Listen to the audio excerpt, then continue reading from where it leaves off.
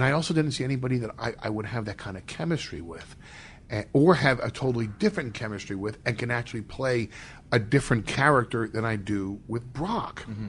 And literally the name was whispered. It was just like, what about CM Punk?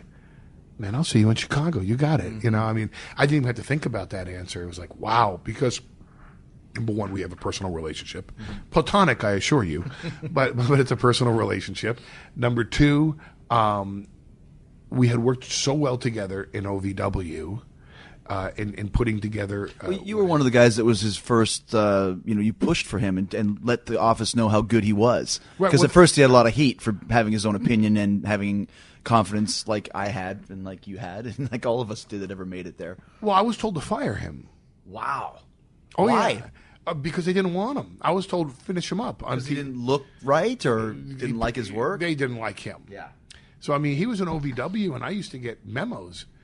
By the way, finish up Punk, and, he'll get his 2-week notice once you finish him up. Was that memos from Triple H or Vince? Or no, it wasn't that just high the up. power, like Laurinaitis or whoever? Yeah.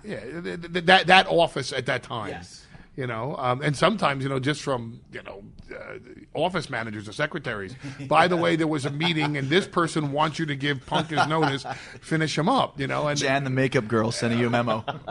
I mean, it was like how Austin got fired, by Bischoff on an answering machine. Yeah. When it was, and the first message was from Janie Engel to call in to get fired.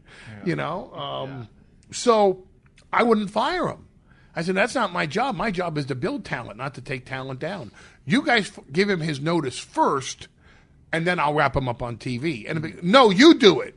No, you do it. It was the most ridiculous, game of not me, you. Oh, no, not me, you. That I've ever played. But I mean, we really had a great working relationship. We had really great chemistry. I understood his character. I knew how to get stuff out of him. It was just one of those things that clicked. So having the chance to work with him, and here he was the WWE champion at the time, and trying to establish himself as a top guy and as a heel too.